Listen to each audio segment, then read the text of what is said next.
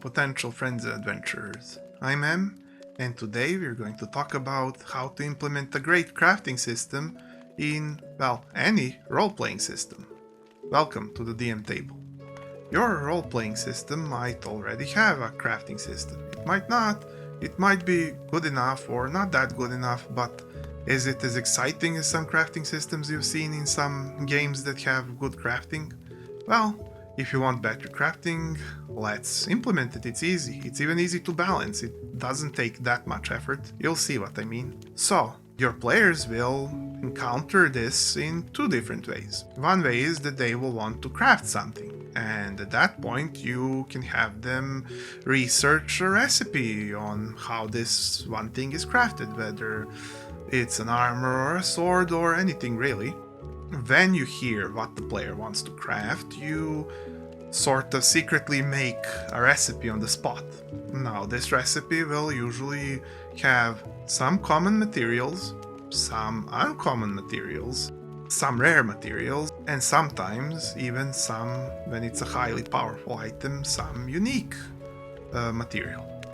And by material, I do mean it can be any sort of item or thing. It just sort of is supposed to make consistent logical sense within the setting that you are in. And now, supposing that it's a sword, we may want some metals to forge the sword from. We may want, for a magical sword, we may want a gem to hold the, well, it's like a battery to hold the magical power that the sword will be unleashing.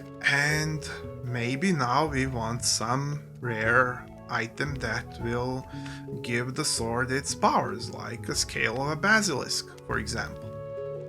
So now we have a recipe, and that's then what the player should get so that they can craft the thing. And once they get the materials, all they need is either appropriate skill or appropriately skilled blacksmith or something like that, where somebody will be able to make the thing. You don't need to make them wait 30 days or something like that, or whatever it may be by whatever system you were running. You can completely replace the native crafting of the system and tell your players ahead of the game that that's going to be so, that crafting is like this mostly.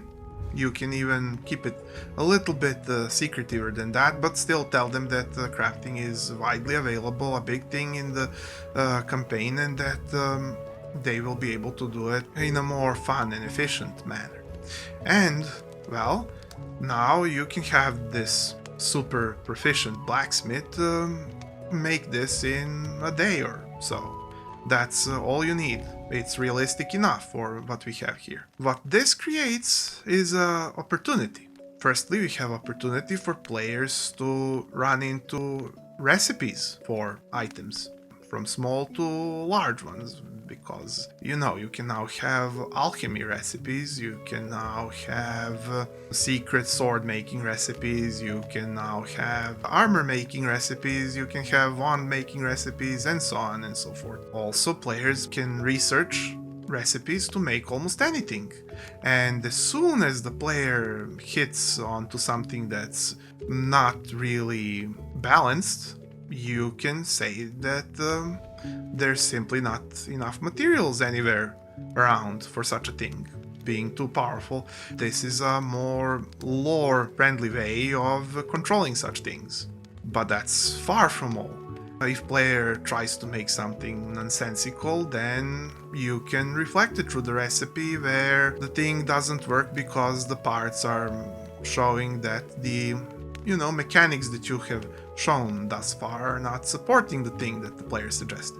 But you shouldn't do this unless the player has made a mistake somewhere, whether in power or logicalness of the item. So just keep it consistent and let them make whatever anybody would be able to make, but of course taking into consideration that they need to get the stuff, whether by financial means or getting it themselves, which is fun, but doesn't mean that always everything is available all of the time. So even if the player can make one very powerful item, that doesn't mean that they'll be able to make thousands of them and ruin the market. They managed to find that one ingredient that was rare. Maybe there's two others in the whole kingdom, maybe not. But again, this is far from all. Now, everything that can be taken off of monsters or whatever enemies can be a material if it's not anything else. Scales, meat, blood, nails, teeth, eyes, tails, anything really. There's many things that unusual, strange creatures can drop that can be used in unusual, strange recipes.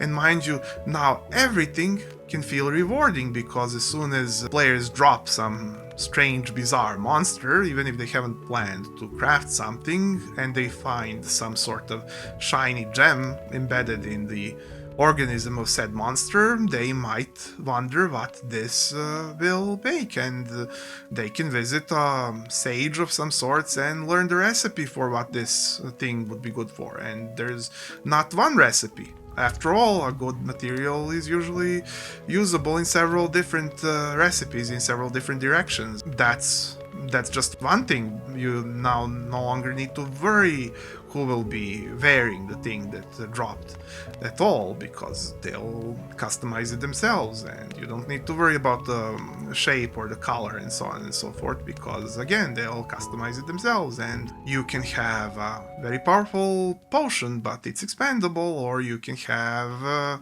a weapon but it's permanent, or there's so many variations. And now every loot opportunity is opportunity to have a realistic pick between dozens and dozens of magical items. So party will always love when anything whatsoever drops, even if there's no use. They don't know that yet, so until they consult the sage and find out that, well, this is a useless tale of a useless monster, which should be rare. It should have some use at minimum, some very minimal use. I mean, even if it makes better torches or something like that. But they'll then essentially never be disappointed, because there is absolutely so much opportunity. One thing that probably will happen is that your players will start collecting everything that they can collect and so on and so forth. But that can be fun, and managing encumbrance can also be potentially fun at times, so have fun with that. I personally like when players try to do many things with many things constantly, because it gives me something to look forward to see how it turns out. So don't think of it as something that's a bother. It's gonna be fun. Now, what also happens here is that if you're doing this consistently, that I said before, you have recipes, you have more recipes, you made your own head canon of how things work in your setting, where now there's essentially a system of what materials do what. And once you have that, you have started to world build further intricacies of economy and resource gathering in your world, which can create quests and so on. But not only quests that are sort of there in the background, which there are, but this can also result in really fun quests that you wanted to run, because when players say, we want to collect an eye of salamander or something like that, you now can essentially, you have skipped giving them a fetch quest, they have given themselves a fetch quest, and now you can have story quests that you yourself have found out there in the wilderness when they go to fetch that Eye of Salamander, and players will actually thank you for it. They'll think it's wonderful, lovely. They just went to get an ingredient, and lo and behold, there was a quest, and there was even a story, and it wasn't long, it was cool. They got to play it, they got their loot, they get to craft the thing, but they also had a quest. They'll be overjoyed, and yet you essentially just ran a quest you wanted to run because it was a coincidence that, that quest was there. It didn't need to have any other player interests in it, but it could. And if there is, then players will even more enjoy it, because one of their interests has led them to another, and they got to get both, and they played the quest, and it was all wonderful in a day's work. Eventually, when some of your players get specialized in this when they get to love the system of crafting so much that somebody gets to be good at making recipes, good at collecting them, good at inventing stuff. When somebody gets good at this skill, they can become famous, because if you can craft something unique and powerful, if you can essentially present a new invention, you might get famous in the plane in which this is happening. Your player can become a famous inventor, a famous alchemist, a famous scientist, a famous craftsman or whatnot, a famous cook. This all works because they have essentially progressed to do this on their own, naturally. That's how they gain fame and recognition, and how they get quests dependent on their reputation and fame and so on and so forth, and their role in the world just grows. All this from the crafting as suggested. Well, if you thought this was unique, I hope you can spare me a click, and I can see you here next week. I wish you luck on your adventures. Bye.